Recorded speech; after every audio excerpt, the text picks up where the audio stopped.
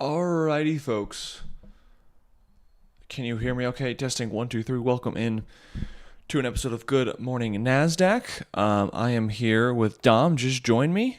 Perfect timing. Look at that. Morning. Good morning. Nice golf shirt. Are we going golfing later today? We are. Nice. I could tell. You didn't start it without me. I started it exactly when you joined. Wow. Yeah, I wasn't sure, but it'll be just us and Dom today. Huddy is traveling.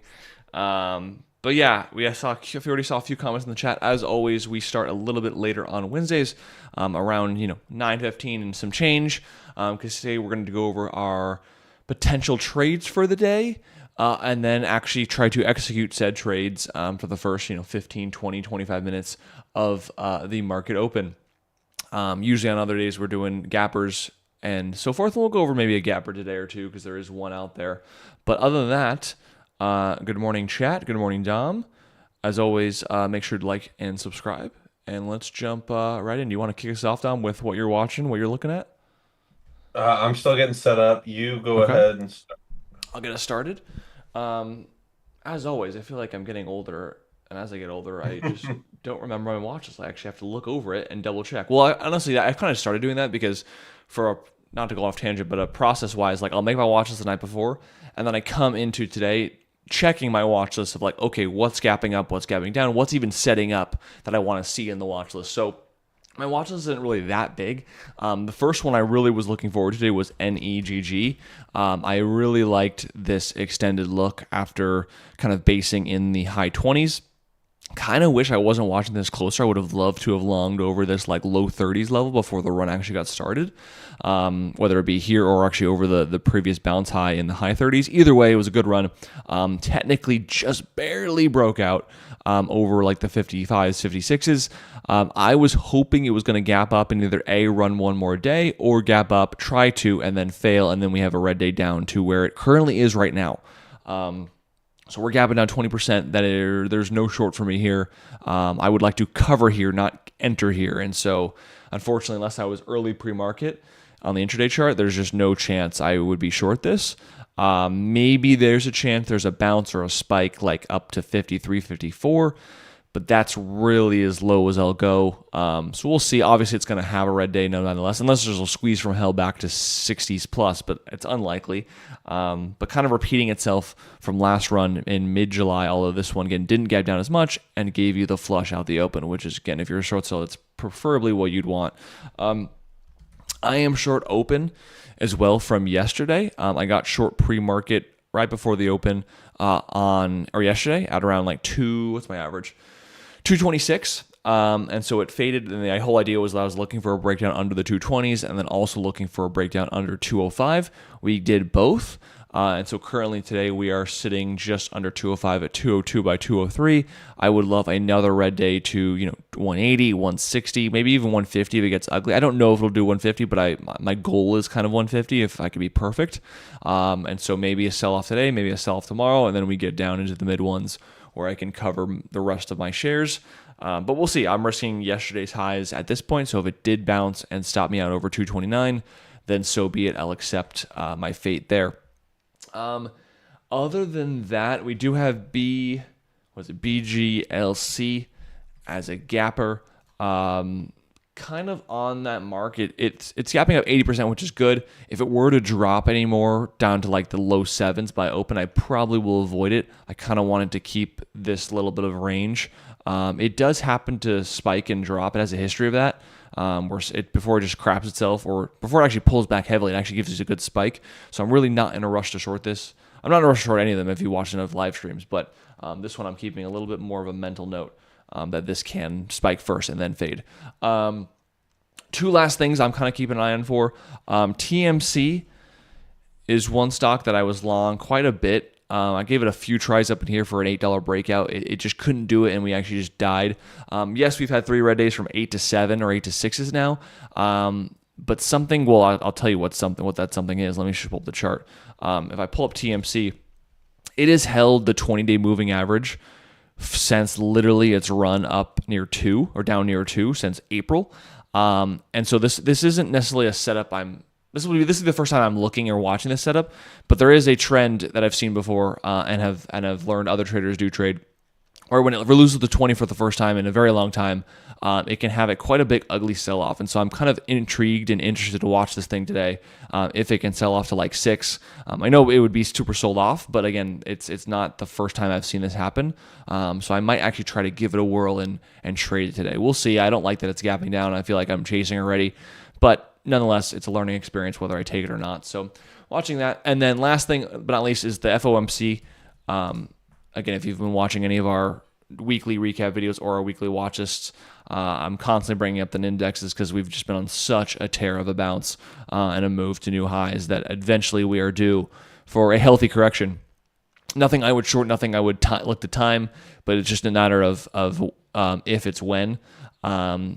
And the FOMC is today. So if there's ever a moment where the market needs a reason to sell off and the FOMC and Powell says something we don't like, it just might give us that beginning of that pullback. So we'll see. I'll have to keep note on the swings I currently have, which I only have like 4 or 5 now. I've minimized greatly since this last week because everything is just kind of getting a little overdone. But anyways, talk to me, Dom. What are we looking at? Yeah, pretty slow week so far. I think I've taken 2 trades, and really just haven't seen too much stuff out there setting up. We've had a couple runners, but they've kind of all either done a ton of dilution or the backside is just really not clean or they're not consolidating near the highs. Um, so really just trying to keep my watch list concise and keep prioritizing good charts that are holding up. One that is doing that is IXHL, which I've made some good trades on over the past week and a half, and they finally came out with that July data, I believe, I did. and we are gapping up a little bit into the 130s. The highs of the breakout highs would be like 166. Just keep an eye on that. It had kind of a rip out of the gate when that news came out at 8 a.m. and is now pulled back from that and holding up. So being up this much in anticipation of that, I kind of assume that it's probably going to be a sell the news type of thing and fail. But over the next day or so, if that is holding up and pushing into the 150s, 160s, I will be watching that. Couple reversals. I haven't really been too high on reversals lately and trading a ton of them, but I do keep myself, um, I prepare myself every morning to know which ones are there. And we have V Wave, VWAV, which had a nice move from the 2s to the 12s. A red day yesterday, big gap down, and is kind of going sideways right there in the 7s. So watching that one out of the gate. And LIDAR, LIDR was also brought to my attention. Did have a solid red day yesterday after, yeah, it was a red day on Monday as well. They had some, I don't know exactly what the news was. I know it was some sort of dilution. Oh, they Um, did an offering on the top day, but this news on the gap up was Nvidia, Nvidia running, and then they did an offering okay. on Monday here. Yeah, and so I don't love to play the ones that have dilution that causes the backside because there was a clear line in the sand there when that news came out where the top is. Um, But if you're someone that doesn't care about that, that's there as well for a reversal. And then MCVT, I am watching for a potential breakout over 8. It's one of the only charts I have right now that has stock has gone on a big run and then is consolidating near the highs. Still has yet to have a red day. All these days are green. Um, so we'll see if that comes today or if it's a day in which we push higher, but would probably need some more volume to come back in there for a potential breakout. But that's kind of the list. It's been a slow week. We did a webinar yesterday, talked a lot about this time and how I think you can use it in a more efficient way in terms of studying instead of forcing and pushing buttons in places that don't deserve it. This is the time to go through the past few weeks when we had opportunity and study how we could have done better, how we could have had, better stats, how we could have gotten better entries, better exits, when we should have been trading, gappers overnight long. Um, but right now, when the market feels slow and it feels like summer trading, I want to do less, push less buttons, and use the day for myself or to get better and study. And so that's kind of been the mindset this week because certainly feels like a shift has happened from Friday to Monday, and we're not getting as many runners as we have been recently. Yeah, 1,000% agree. I think when I walked in Monday morning, I already could tell like the setups were just not as plentiful as they were last week, because it was great. But anyways, we got 2 minutes for the market open. I also want to mention another one to be, again, maybe possibly learning from and watching. I'll just pull up on TradingView because you can just see the moving averages. Like TMC, BBAI also just lost the 20 technically yesterday. So really, again, this is a more of an example of one that did work, where you lose the 20 yesterday and you then short on, or sorry, you lose the 20 on Monday, you short Tuesday. So probably don't chase it here. Maybe I could try it, but again, I more rather watch and learn than trade and learn to start. But you can see here it's just held to 20 cents. It was down at 4, went as high as 8, which is great. But then once it loses it, a little bit of more breath comes out, and so we'll see how low it goes today. I forget what ticker. I wish I kept track of it, but there was one that got really ugly, where just when you think you're chasing, like it goes to like sells off to 6 or something crazy in a parallel example, but. We'll see there. But anyways, as always, feel free to put your questions in the chat. We'll probably get to them, 5 to 10 minutes in, once the dust kind of settles. But also, BGLC is doing what I didn't want it to do, which is sell off. It's right at that threshold, so I think we'll be good with the 40 seconds left, 50 seconds left. But let us see. I'm just checking everything last minute before we start. TMC, I could see myself missing if I do want to take a trade. I don't really want to chase more than 650. But, all right. 20 seconds.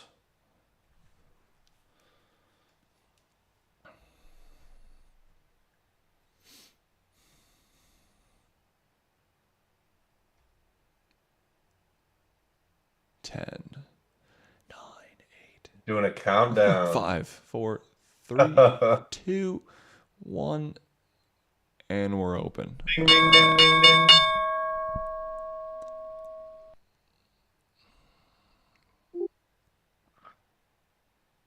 Price alert.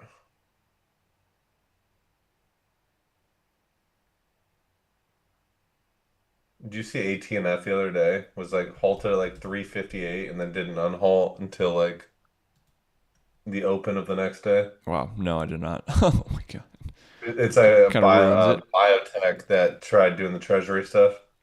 So it was like a news halt. Yeah, and then just didn't open. Oh, right here, whatever this is, awkwardness. Yeah, because I think it was on Twitter, people figured out that it was on their website, they had like changed it to say they're a treasury company. So it Mm-hmm. like spiked, and it wasn't real news yet. And then by the time the real news came out, it then gapped up actually, and then got hit. Well, Tom, thanks for trying. Mm-hmm. Thanks for giving it a whirl. We're there. I remember when Bitcoin and crypto was the thing back in like 2017, 18, and Mm-hmm. there was like that one cigar company that said they were doing something with crypto. Wasn't it It sounded XX? like, I think it was XXII. I think it was like, no, it was like RCGR or something. It Was was it?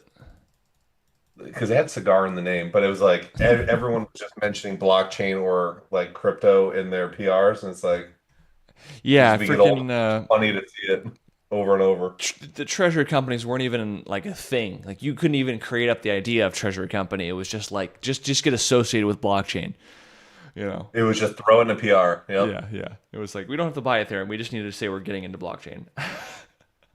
That sufficed. It's funny. That was back when BTCS and BTSC were little OTCs that were a Mm-hmm. whole bunch of fun. Now BTCS is it BTSC? Oh It's yeah, BTC. I don't know if BTSC is a thing, yeah. but they used to be friends. Yeah, they be delisted, but now BTCS is Ethereum based, which is just odd. BTSC is I think gone. I think they delisted. Yeah. Oh wait, what? Maybe. Yeah, they stopped trading 2021. That's too bad. Really? Wow. But anyways, here, so open did spike a little bit, but looks like we're dropping now. We'll see how weak this goes. Again, we're very far away from my stop to start, but regardless if I don't stop by, I still wouldn't really prefer a green day. I would like the weakness and the selling to continue. Doesn't mean I'm going to stop out, but obviously, it's good to not have to deal with inside or kind of boredom days where nothing goes on, but you still got to stay in it. TMC lower looks like I'm going to miss the idea there, but if I was short, I would look for 6. I think 6 or maybe the support at 580 would be pretty doable.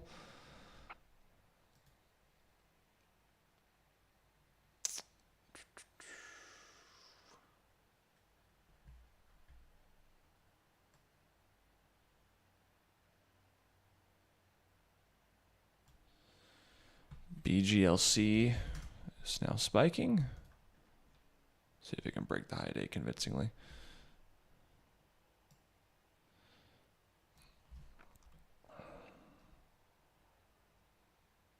Three minutes in, and I'm already feeling like it's time to walk.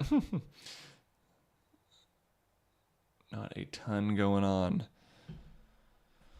It's and there are times where this is like a much more efficient market for people. I feel like some people are like depressed when the market isn't like ripping and we're getting like a ton of action. Mm-hmm. But if you can train your mind to like be okay with it and just accept that you might get one good play a week, um, it can sometimes be easier because if you do have that common sense of just like, when nothing's happening today, let's walk. You do save yourself a lot of money. You know when something's really good and when you should be participating, and then you should have the ability to then execute because you're so ready because you've been waiting multiple days or weeks. Mm-hmm. Um, and so there are times when slow markets are actually really more beneficial to people that have that patience in them. Um, it's just kind of sad when you show up to the market and you know you don't have much on watch. Yeah, and then people start looking for trades, trying to make something happen when there's nothing there. Yeah, I mean, besides BLGC, there's not a ton for me to do. Obviously, I still have to watch either getting stopped out of open or my swings. Um, I think Sophie, I'm gonna end up getting stopped out today. What does Sophie look like? Yeah, it's right on the 20 there. You say Sophie, not SoFi? I do say Sophie, but yeah, it technically is a SoFi.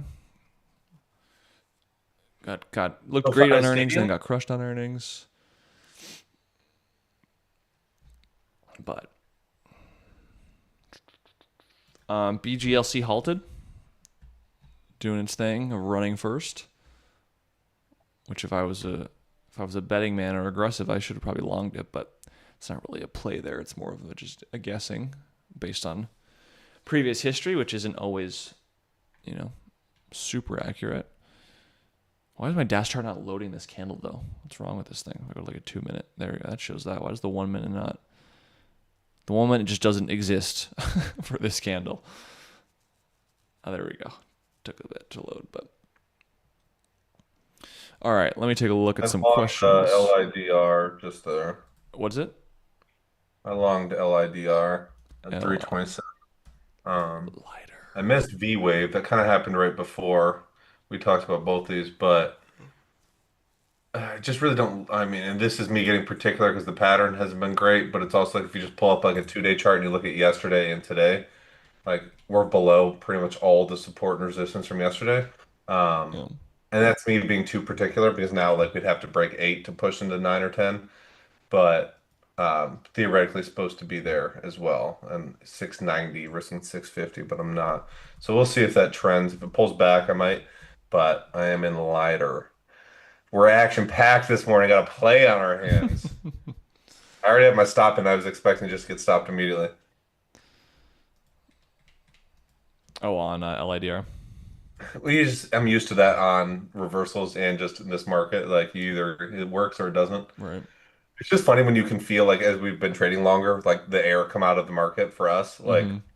when there's just no one paying attention, no one, nothing in pre-market, nothing in after hours, no runners, like, and it's just like what triggers the on and off of that. because it's just like we're always here. We're like, I want to, I want to trade, but it's just sometimes it's good, and sometimes it may be good, sometimes maybe shit. Yeah. It takes a while for. I think you got to see it enough times to really feel like you and I. I mean, we saw it day one. We're like, yep, there's a change. But I Oh, I mean, felt it. I yeah. showed up and I was like, I felt like I was invited to a party, and then like I showed up like it started at 7. I got there like 7:15 to not be the first one there, and then I was like, "Is this going on? Like, are 8 o'clock. There's still no one there. Wait, wait. no, all right. Mom, I need to get picked up. Mom can pick me up. This party blows. But yeah, I mean, year 2, year 3, and for us the earlier days. I mean, we wouldn't have. It would have taken us a second to like realize the setups are gone, right? It takes you see it so many times you finally get it, but it's not. For those who are newer and not having a clue what we're talking about, you will if you stick around long enough. So, Win asks the patterns you guys trade. Do you see the same setups in other markets like UK? No, we have not looked into other markets. From my understanding of what I've heard, a lot of other country stock markets can be much more illiquid. That doesn't mean they aren't tradable. There are people who do trade them, obviously. But if you're looking for the biggest liquidity out there, that would be the U.S. stock market for sure, I feel or like crypto. even you see like people that live out in those places are trading the U.S. market. Yeah, that too. That too. So, Win says neg a reversal trade pattern question mark. No, you got to study Win. That one? we are on the we are you're a little bit you're a couple days early on that one. Which one? Neg. Oh, no, thanks. Yeah, I mean, sure, it can bounce. I'm not saying it can't, but if you're looking specifically for what Dom and I like, or not necessarily me, but what I understand and Dom like to trade as a reversal, that would not be today on neg. That's gonna be the day reversals work. I didn't take V Wave, but it was about 40 cents a risk, but that's already up almost 80 cents, 70 cents. Yeah, quick move. Hasn't even gone green yet. LiDAR going to 4 would be really, really good just because it was only 10 cents a risk. But V Wave works. It's just kind of like, well, we talk about this stuff in the webinars all the time, but putting your own like thoughts and biases on patterns sometimes can just be a really big negative. Like me thinking like, oh, it's below, it was a gap down of like 10%, you know, it's got to fight harder to get to the price target that I want. And when in reality, if, I set up an algo to trade this pattern, it would have taken it, right? Mm-hmm. And if it works, it's going to be one that I will, we've done. We're at yesterday's high day right now. Like everything I was so afraid of has already happened, and it's 10 minutes into the open. So sometimes our own biases make trading harder than it has to be. And the one I'm in is pulling back. Yeah. Gotta keep an eye on BD or BGLC. Didn't go higher after that halt up, which is not necessarily was expected, but if it was going to run more, it could have been easier just to go right away, but it hasn't. Colin, your shorts like open. Are you okay holding trades for multiple days? Yes. Yes, I am. Random, but Kyle, maybe you know the crypto similar trading patterns to stocks? Question mark. First green days, first red days. Technically, yes. I have very briefly looked into that. The only I think difference with when it comes to 24-hour markets like crypto is that one, there's I would say a lot more volume, and even some of the altcoins and compared to some of like penny stocks, like there is a lot of volume on some of these popular names in crypto. And yes, breakouts work, first green days work, red days work. They just move differently. Like they take much more time, right? And especially because it's over, like it's 24 hours. So like the first green day could come at 2 a.m. in the morning, right? To where it wasn't really something I wanted to try, and if it's something I ever did try, I would immediately want to take a swing approach to them all. In the sense that they could just take so long to play out sometimes, where a first red day might take 27 hours. Why it is that way, I don't know. But that's the trend I've kind of briefly seen when I do look into them, but they do happen. Again, it's just human psychology. So they do exist. What almost really what any asset you trade, they are out there. The wave halted up. Oh, this one's hurting. Really, Just made the decision not to do it, and frustrating. dang, it's a quick move. 5 minutes, you're up. Yeah, dollar 20, $1.30. Yeah, looks like it's open. It's gonna open 860s, 870s. Wow. I mean, hello, how are your $2 a share risking 40? There's your 5 to 1. Call it a Christmas day. This question was already answered because Dom LiDAR would be a reversal. Yes. Yes, it would. He's in it right now. They did have some dilution though, so some would argue V-Wave was the better op, but sometimes those big gap downs can be, yeah, again, it's just me overthinking. But sometimes the big gap downs kind of create more supply and more selling pressure than a clean fade down. Yeah. All When right, with XHL the, red soon. I feel like this is like, and this isn't a bad thing when I appreciate all the questions, but Win is coming out every day with many questions.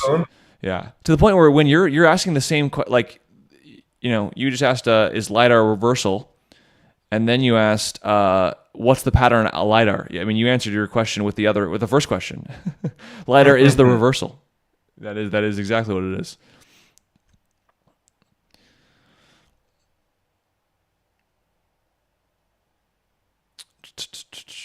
Someone mentioned our stuff and such, REPL. I remember I looked at this pre-market, but the float is pretty large. It doesn't. So along with what Dom and I were saying about, we can tell when there's an immediate shift in the market, like there's a breath being taken or there's just less opportunities. Something I also have picked up when I can tell pretty quickly whether a company is legit or not. And by legit, I don't mean that they are profitable or that they are like super big or that they are going to be the next Apple. What I mean though is like, are they a company that is practically on the verge of bankruptcy or has no product or has no audience in it or is going to just trade for like a gap and crap, going to trade for one day and done kind of thing. And when I look at Ripple, REPL here, this is a real, like the way this trades, this is a real company, right? They may not be doing good. They may not be trading well because they're down to the bottom right, but like it's very choppy. You don't see any one big day runs. Like again, look at something like just compare and contrast these charts. BGLC, right? The gapper for today, right? Pretty standardly, like doesn't really fade that much. Yes, it is going down percent wise, but it's really stayed in this sideways range for the most part. And then you get spurts of runs, right? This is when the company PRs. This is when maybe multiple retail traders want to get a part of it and chase momentum. And then that's pretty much it, right? This is a very classic looking penny stock. And then you pull up REPL, and there's none of that. There's actually consistently trading up and down, chopping side by side. It has big range. It was once at 50, now it's at 8, or now it's at 5. Like it didn't really have any volume until recently, which for whatever reason, I'm sure there was negative news, whether it was an offering or some phase 2 failure or who knows, study failure. So this one to me, even though could be a gap and crap and fail, this is a different, beast. It's a different characteristic than what I would usually trade. Doesn't mean you can't trade it. It's just these type of ones are not ones that really move the needle in my account. And so I take mental note of that, of like, hey, not all patterns are created equally, and this could be a gap and crap pattern today, but it's not the same as like your low float failing company, even if this company is failing technically by downtrending from 50 to 5, but it's just a different beast.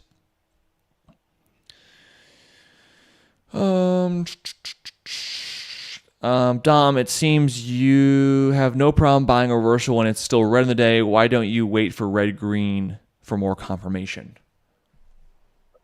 Well, look at the two today. Look at V-Wave and look at LiDAR. 5 minute high breaks, morning consolidation. You're going to giving yourself what, $1 What is that? Almost $1 of cushion on LiDAR. Look at the 5 minute high break. I've never even been threatened on my position since I bought.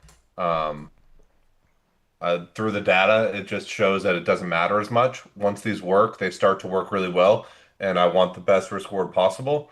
The longer I wait on a potential bounce, the worse the risk reward gets, and I'm, cutting into the potential range of the upside. And we're talking about backside moves, not blue skies breakout. So there's only so much room that these can move. So the higher I buy, you know, depending on risk, it just becomes more and more unprofitable. So I just have noticed that the opening ranges when they're red on the day, it doesn't matter. I have no preference, green or red. Or red just means more reward, right? Because it's, you look at V Wave, if it had opened at 8 and done this up there in the 5 minute high break over 8, we could still go to the nines like we're in right now, but there's less reward. So in that case, you'd be saying it's a blessing to be buying 680, 690s.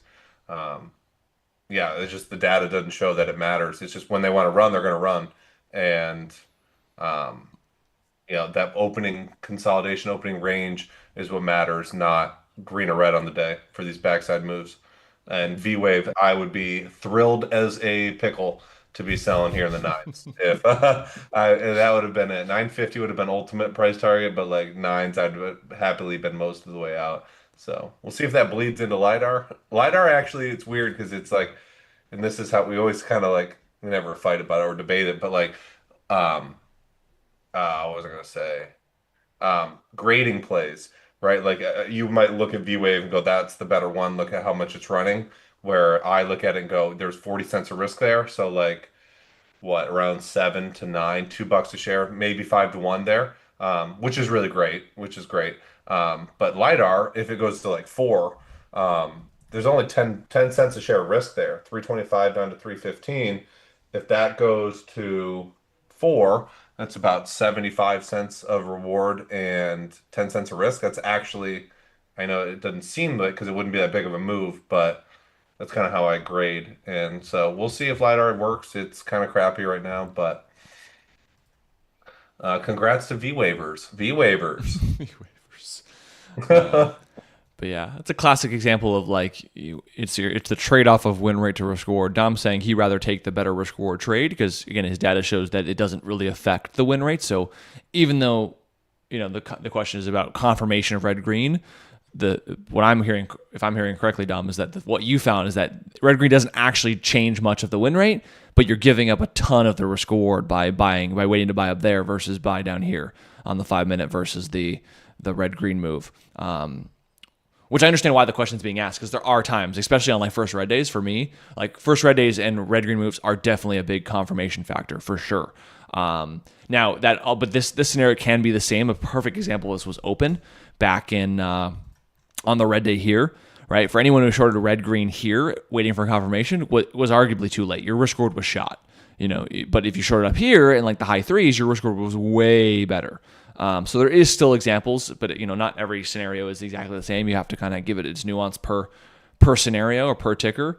But it's something to think about, right? You can get all the confirmations in the world, but if it means you're waiting too late to then have no risk reward at the end of it, you do have to make sure that equation still works out, and you don't give away your profitability in the process. So It's kind of like once everyone knows it's going to work, or like then is there actually money to be made? And so there is a little bit of anticipation needed with trading. You see Kyle do it all the time on overextended gap ups on first red days, like getting short and then adding on that confirmation, but not usually getting his full position there. Because it's like, if you were going to trap, if you were going to screw shorts, screw longs, where are you going to do it? You're going to do it at those most convicted spots.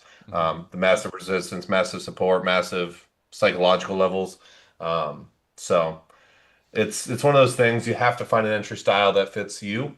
Um, and yeah, I wish I was in G or V Wave it's today. almost like you could wait to get every confirmation of the book, almost so much confirmation that you could wait for the pattern to happen, but then you'd be in hindsight. like, you're Yeah, like, then it's like then you're like, wait, the pattern literally has already taken place, and now I've missed the boat. And in an extreme case, right? So it's like you want enough confirmation, but you're never going to get the entire thing. It'll be too late by then.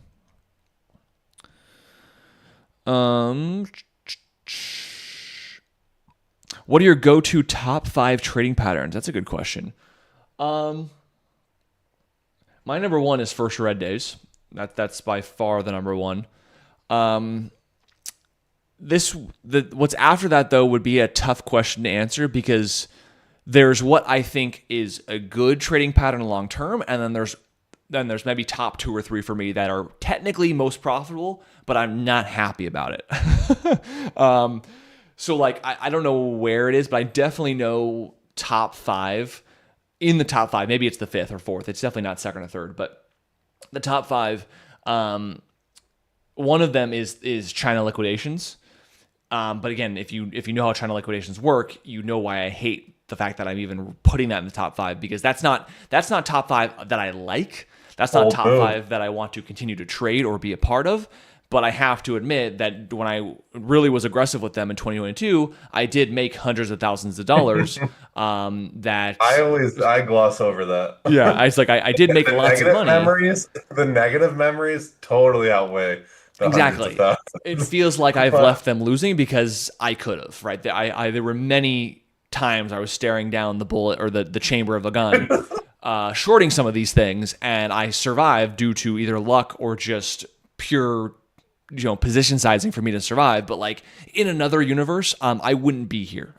So was that ILAG? ILAG was one. I remember I legit was in the heat of trading those, and I had to take my RV to get fixed that day, and I was just like, I remember like just thanking God, like, thank you that my RV needed to get fixed, because I would have been blown up. Yeah, Like, yeah. I would have covered into those halts. I would have definitely gotten screwed. I had 2 accounts short ILAG. My first account, I had my first margin call, right? I never had blown up account in the sense of like a broker had to stop me out. The broker had to stop me out. They literally called me and were like, "Hey, you're like overdue. Like you need to cover." And so that was that first example for me. And then on the other account I was short, I was down 200%, just chilling, just been like, "Oh, here we are." And like again, if it gone up 300%, I probably would have got margin called there. Like that kind of thing. Like so.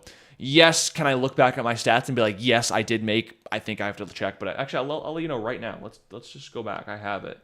I'd have to. I don't have tracked from that period. That period killed me, Yeah, and it's definitely not tracking. I made over $500,000 from this pattern, but like the risk I put myself in was to lose much more than that. So yes, it is in the top 5 profitable. But certainly not top 5 of I think I should be doing them ever again. But so ignoring that one, first red days, I think breakouts are just a very traditional pattern that will probably always be around. Especially me with now swing trading, like breakouts is like, that's just the most tried and true thing. If you want a stock to go higher, it has to, at some point has to break out over some previous level. So that will definitely be one. I really loved, again, this would not be under the most profitable pattern, but the one I think is also very tried and true to human psychology is the panic dip buy. Unfortunately, OTCs being gone for so long and the liquidity kind of leaving there, this pattern has kind of died out almost entirely. But if it ever came back, it is my go-to long pattern. When these things panic, they're really, really solid. But again, not the most profitable because, again, we'll do this. What is it? Where are we at here with those? Panic dip buys, $250,000, 250,000. So this was a very profitable pattern, but my win or my what's the word? The amount of money I actually pulled out of it was lower because again I traded this a ton when I had smaller accounts. This would be much more had it still stayed around and I was buying and I was trading with a bigger account like I have now. But again, pattern is great, but profitability wise, given the time frame I started and then the time frame that setup stopped working or stopped being around, obviously had a big factor there. But I did really like that one. So that's like 3 or 4 of them for you. I don't know if you have any. I know Dom probably has the reversals or green days on there that haven't been my favorite, but take that grain of salt. Like there's what's profitable and what I actually enjoy or is safe to trade long term. But Um, yeah, we kind of went through all the patterns there, but what was the question? Top five? Top five, yeah. I'm sure you have maybe a couple add if I know I didn't mention like Yeah, one I or would two of them. say breakouts have probably been like 80% of my career. It's probably sad if I look, the liquidation plays are probably a good chunk. Um, but then it would be reversals in first green days. First red days, I think over my career, I probably added a good 10 to 15% of my total P&L through those shorting, especially when there was OTCs. Those were a great time to get aggressive. And I still short here and there when I see good opportunities like open or wolf. Um,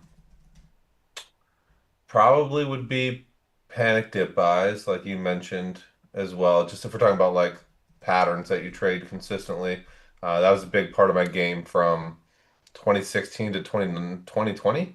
Um, Anytime I saw something panicking big, being able to just read the level two and bounce it really nicely, that was a good time. Something that I did a lot of back in those days was like the late day fade stuff on OTCs, where you would see a stock kind of have a mini morning panic, a bounce, and then go sideways at VWAP or under VWAP, and then you'd get like a late day panic, like 2 p.m. plus.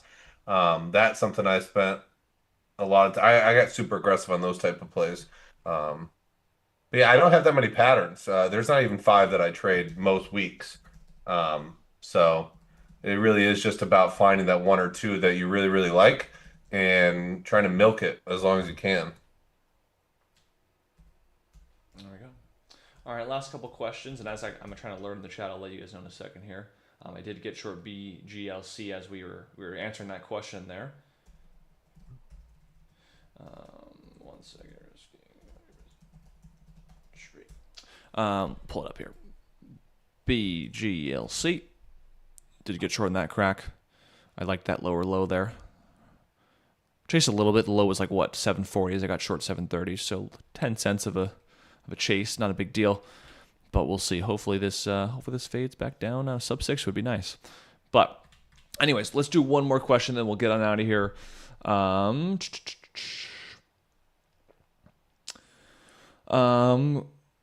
And again, if you don't get your questions answered, tonight, Wine Wednesday, 7 p.m. Eastern. So feel free to bring your, because there's a lot of comments. Yeah, feel free to bring your unanswered questions from this morning to tonight. But last question from, where is it? From John. Do you think current patterns you trade will work in the stock market goes 24 hours? I hate to break it to you, John. The market is kind of already 24 hours. If you look at Schwab or Thinkorswim, or TOS, I should say, because I have TOS mobile. I look at that all the time. Most stocks I am in have some level of volume 24/7. It may not be much, right? It may not be active, right? Most people don't care, or not enough brokers are maybe linked up to it to be liquid. But like a lot more stocks than you think are already trading at some level 24 hours. I don't think it will change much. It obviously will change. Edges will appear. Some edges will go away. But in general, most people have lives, right? They're gonna want to trade 9:30 to 4 and kind of go on with their life. Maybe they'll trade from 6 a.m. to midnight, but like there's going to be a period of kind of let's chill the hell out and I'll get some sleep. So no, I do think the pattern still exists. Kind of what I mentioned about crypto earlier, like the patterns still do work. They just happen maybe in longer time frames. I would imagine something similar plays out, which is like all these patterns are still going to work. There's still human psychology playing out in real time. It's just maybe the wavelengths that they actually play out in, because there's more participants being able to trade at different times. But in general, I think it's already kind of happening and it's already kind of here, and things are working, just as good as ever, in my opinion. Arguably sometimes better. I've seen many traders who are very active during 24 hours. They'll get better fills. Like because things are liquid, like things will drop or pop more than they probably should if there was actual volume. And so people are like being able to buy or sell at prices that are actually seen during regular market hours. So there's definitely going to be edges that pop up and maybe some edges that go away. But in general, the psychology and patterns, I think, will still be there for sure. So anyways, a lot of good questions. Again, Wine Wednesday, 7 p.m. tonight. If you didn't get your questions answered and want to get them answered today if you're in a rush. If you're in that big a rush, as always, me and Dom are going to go ahead in the room and continue to chat there. So like and subscribe. And any last words of wisdom, Dom, before we close it out? No, maybe. I don't know. Call it what you want. Well, I'm trying to think of something right now. No Marcus You just Aquarius quotes. gotta be the best version of yourself you can be every single day. Um, I feel like these days, as traders, I feel like we make everything bigger than it is. Like 2 days, like it's Wednesday, right? 2 slow days, and I want to quit trading. Like that's exaggeratory, but we just take things really, really serious. Um, just do your job every day. Come to the market with a plan, with being prepared for what patterns potentially could show up, and just do your job every single day. And if that job is done, it's 10:03, then that job is done. Let's go study. Let's go spend time with the family. Let's go do something else. Um, but yeah, just do your job. Did you do your job today? And whatever that is, I failed. V-Wave was a pattern. I didn't trade it. Um, so I need to get better at just in these slower markets, you might only get 5 or 10 minutes to do your job. Other days you get a whole day because the patterns are keep showing up throughout the rest of the day. But right now it's just about being prepared, being efficient, and executing. And until the market picks up, it could be picking up right now. We don't know, but until then, it's just about executing and being prepared for that. Beautiful. Couldn't agree more. Okay, everybody. Have a great Wednesday, and we'll see you guys next time.